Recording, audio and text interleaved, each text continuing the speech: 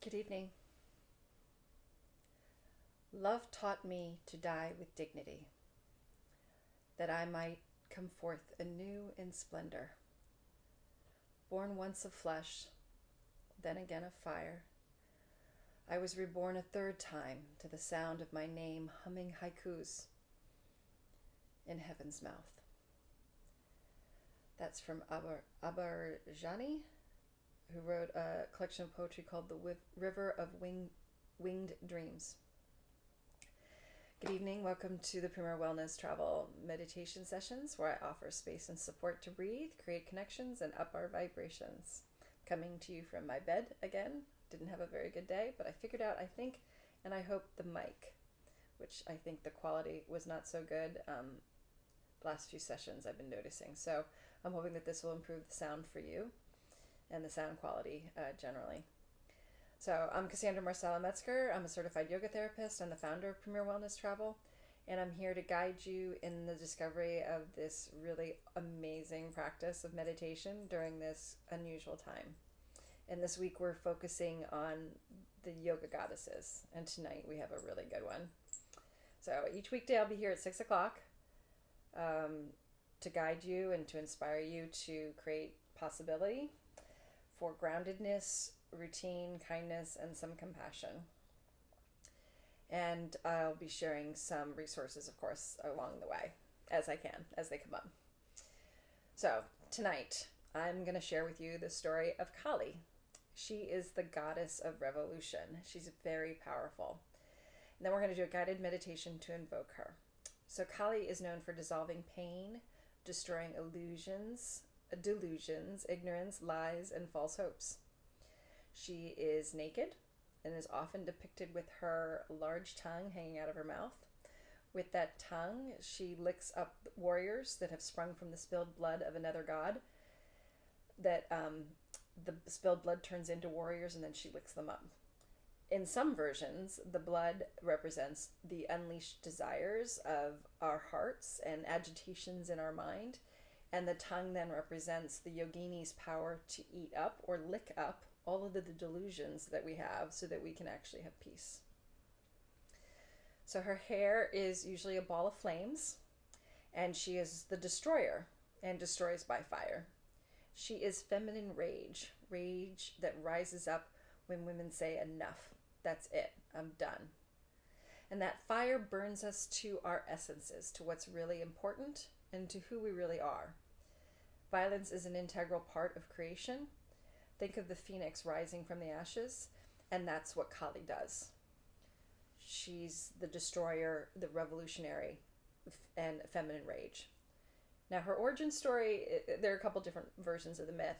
One is that she comes from Durga's forehead, or her third eye. Durga, you remember we talked about on Monday. So Durga's busy fighting these two brother demons, and demons who are brothers, and her anger is so intense as she's fighting them that it can't be contained in her head. That's how strong the anger is. So in that story, the anger literally bursts out of her forehead, out of her third eye, and that anger comes out in the form of Kali. In another version, a demon has appeared who could only be killed by a woman.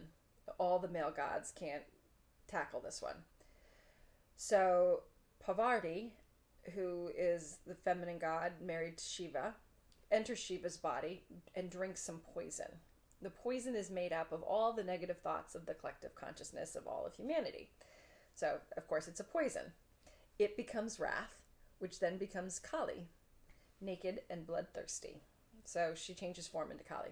Kali kills the demon quickly, dispenses the bad guy very quickly. But she's still out for blood. She's still bloodthirsty and refuses to return to the form of Parvati. So she goes to a forest where she dances wildly and out of control because she's got all this energy still. And in doing so, because she's doing it so forcefully, she threatens to destroy the world. And that won't do. So Shiva decides to challenge her to a dance concert. Not a concert, contest. And he begins to dance himself. And with such force as well that the Earth craters and the planets even begin to shift in their orbits. Well, that gets her attention. She finally calms down and returns to her normal form. So today, also, interestingly enough, is the feast of St. Catherine of Siena. Now, she was born in 1347, also during a time of plague, and she survived. But she's the patroness of illness, against illness, the patron of Italy and Europe, so she's a favorite of mine, also because I studied law in Italy, in Siena, for a time, and also for fire prevention. So we've got fire starter in Kali and fire prevention in St. Catherine of Siena. She's a seeker of justice. She was a mystic, a peacemaker, and a reformer.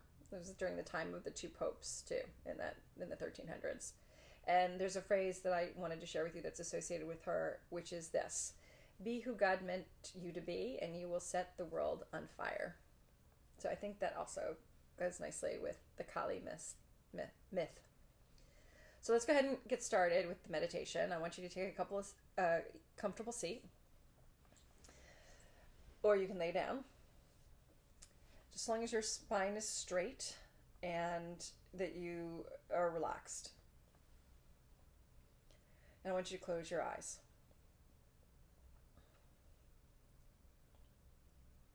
And breathe in deeply into your belly. And breathe out.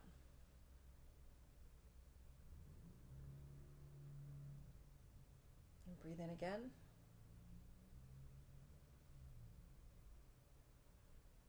And breathe out. Now, I want you to think about a time of loss, injustice, or anger. Maybe you lost a job, you were fired from a job. Maybe someone betrayed you. Maybe you overheard something hurtful. Maybe you simply watched the news tonight. And just breathe. And while you breathe, sense those feelings that memory brings up, or feel the sensations. Do you have a burning flash of shame on your face, or a pit of embarrassment about your anger? Maybe you wept and were upset that you wept because you felt that disempowered you or diffused the power of your anger.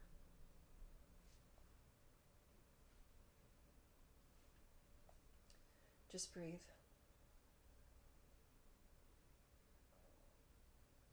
Inhale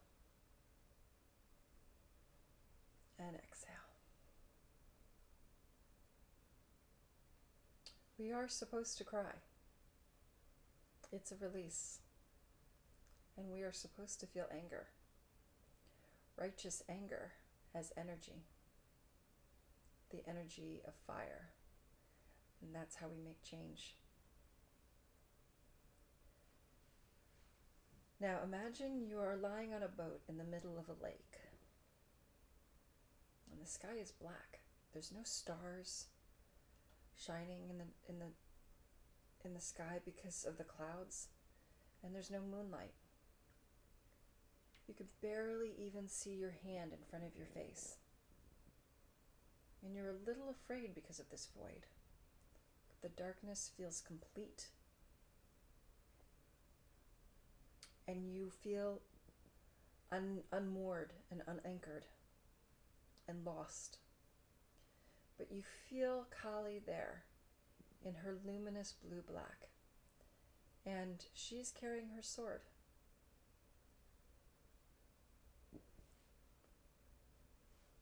And you no longer feel afraid.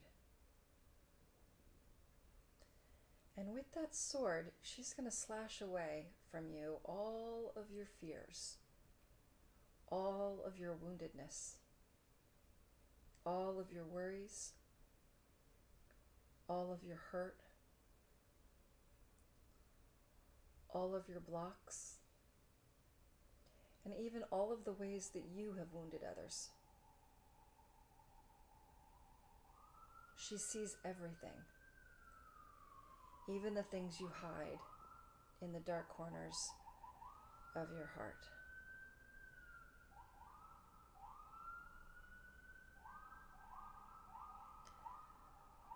With her sword, she liberates you,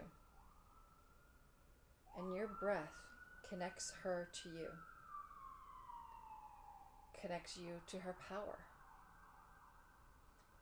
connects you to her pulsing heart, and connects you to the freedom that she creates for you. She slashes and slays away all the branches, all the brambles, and the dead wood until you are your own essence, glowing and pure.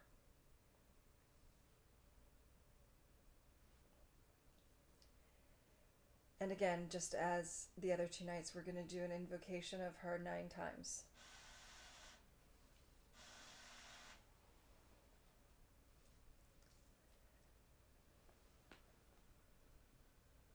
We're going to do an invocation of her 9 times.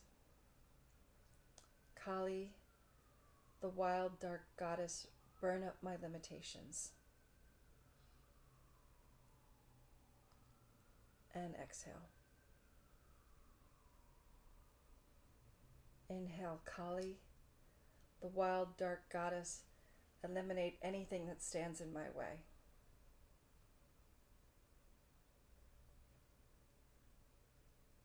And exhale.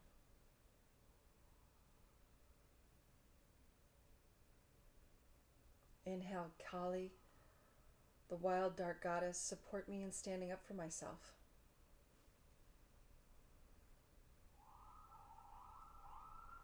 And exhale.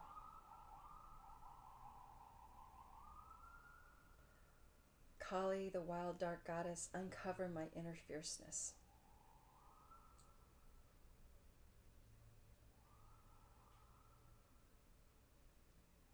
And exhale.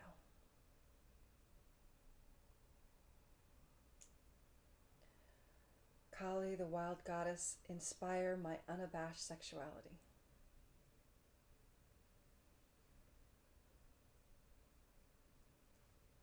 And exhale. Kali, the wild goddess, channel my righteous anger into positive transformation.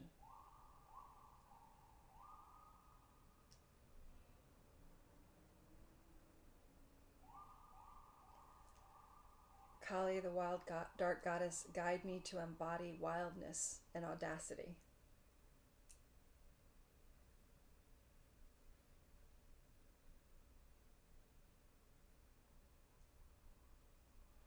Kali, the wild dark goddess, purify and strengthen my heart.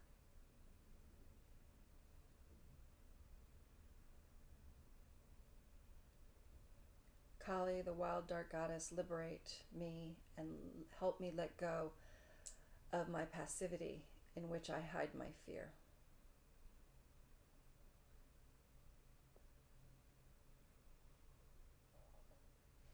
You can go ahead and open your eyes. So I'm going to show you a picture of Kali. I apologize for the sirens. Apparently there's fires going on. So here's a picture of her. You can see the sword in her hand, and that's a severed head. Oops, over here. And you can see her tongue sticking out. And I just want to conclude with a poem by Maya Angelou, an excerpt from a poem of Maya Angelou, and a quote from Ursula Le Guin, a wonderful science fiction writer who wrote a great book called The Dispossessed. I wrote my thesis in law school about that book and 2 others. So you probably recognize this Maya Angelou poem, and it's just an excerpt. But a bird that stalks down his narrow cave can seldom see through his bars of rage. His wings are clipped and his feet are tied, so he opens his throat to sing. The cage bird sings with fearful trill of the things unknown, but longed for still, and his tune is heard on the distant hill, for the caged bird sings of freedom. I love that poem. And then this quote from the novel, The Dispossessed, is from Ursula Le Guin, is this: You cannot buy the revolution. You cannot make the revolution. You can only be the revolution. It is in your spirit, or it is nowhere.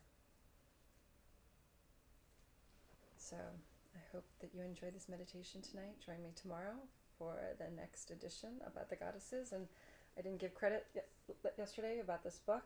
I put it in the notes, but I wanted to. This is one of my key resources. I love Sally. She's great. And has had a column in Yoga Journal for years as well. So I hope you enjoyed, and I'll see you tomorrow.